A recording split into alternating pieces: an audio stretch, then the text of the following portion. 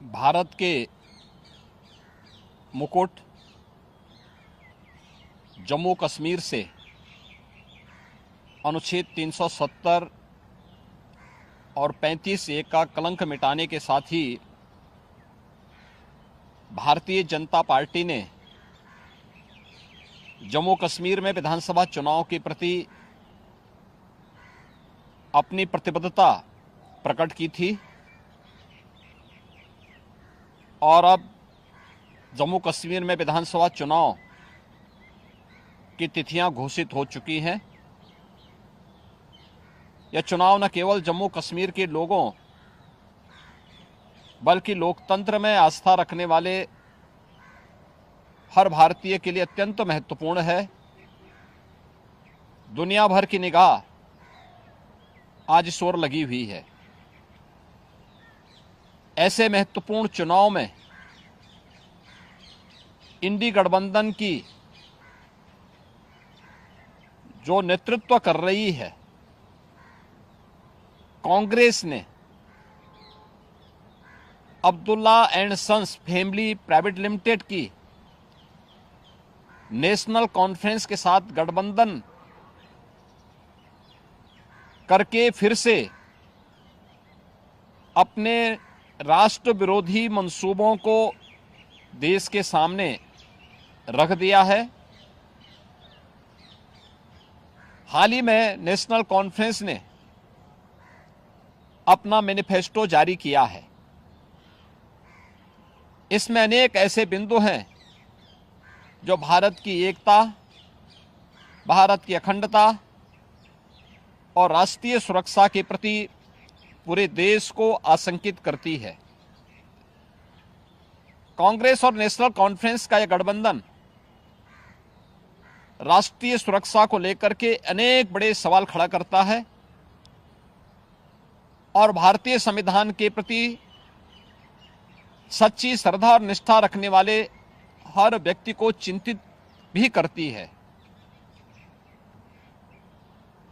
मैं कांग्रेस के नेता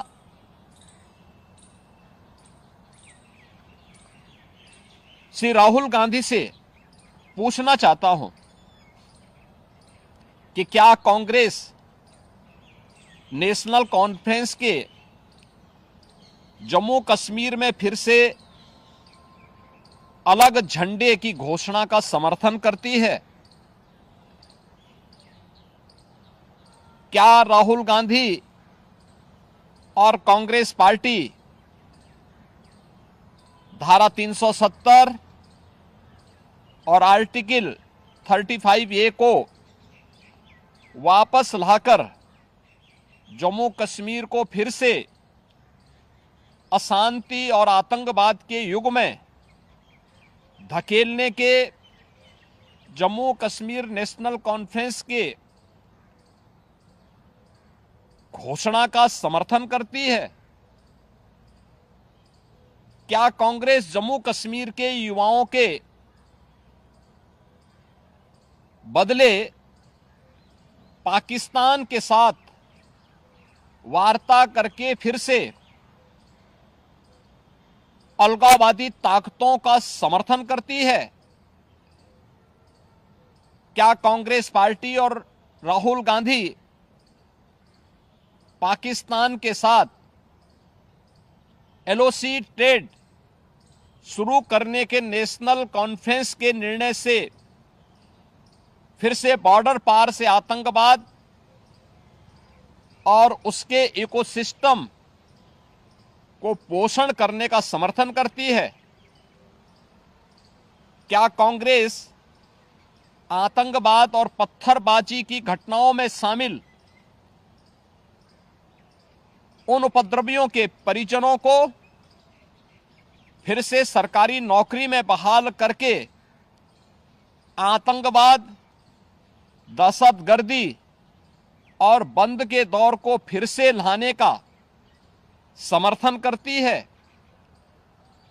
इस गठबंधन से कांग्रेस का आरक्षण विरोधी चेहरा भी देश के सामने आया है।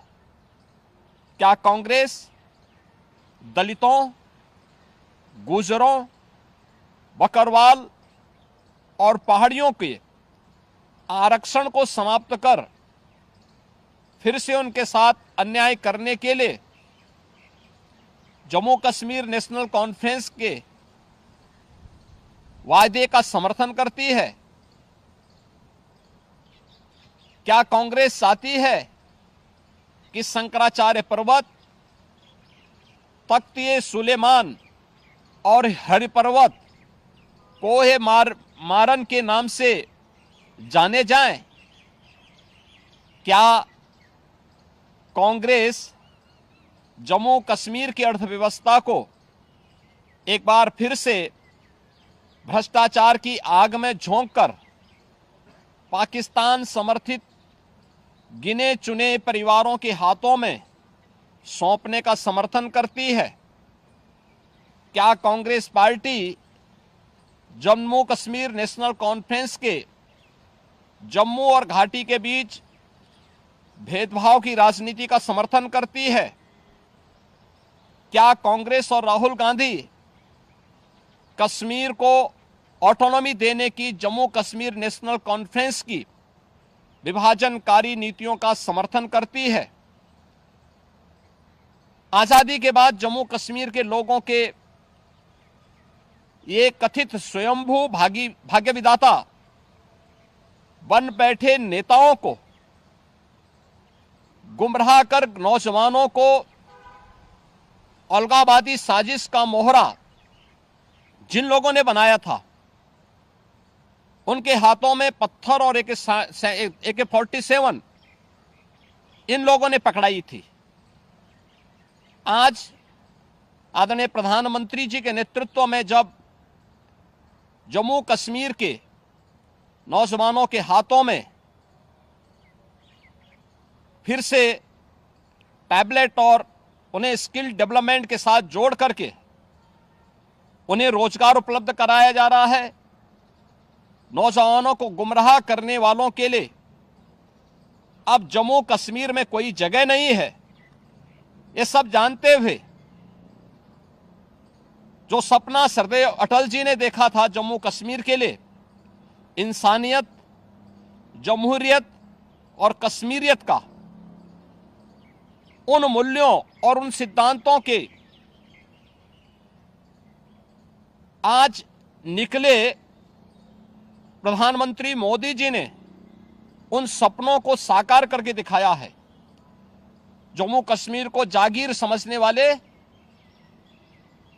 पाकिस्तान परस्त ठेकेदार और वहां की कथित लीडरशिप ने कभी सोचा नहीं कि नफरत की फसल काटने वाली उनकी सियासी जमीन सदा के लिए अब बंजर हो चुकी है। कोई ऐसी सरकार भी आएगी जो अनुच्छेद 370 को समाप्त करेगी, यह इन लोगों को आज हजम नहीं हो रहा है। अनुच्छेद 370 की समाप्ति के बाद जम्मू कश्मीर की आबोहवा बदल चुकी है, मुद्दे बदल चुके हैं। आतंकवाद और अलगाववाद का मुद्दा चुनाव की धारा में सदा के लिए विलीन हो चुका है। अब वहां विकास, रोजगार और पहचान की बात हो रही है, तो स्वाभाविक रूप से वोट के इन सौदागरों को कैसे अच्छा लग सकता है। और कांग्रेस का यह दुरभिसंधि कांग्रेस से इन प्रश्नों को पूछने के लिए हमें मजबूर करता है। और इसीलिए मैं कांग्रेस के नेता से, राहुल गांधी से पूछना चाहूंगा कि वह देश के सामने इन प्रश्नों का जवाब दें।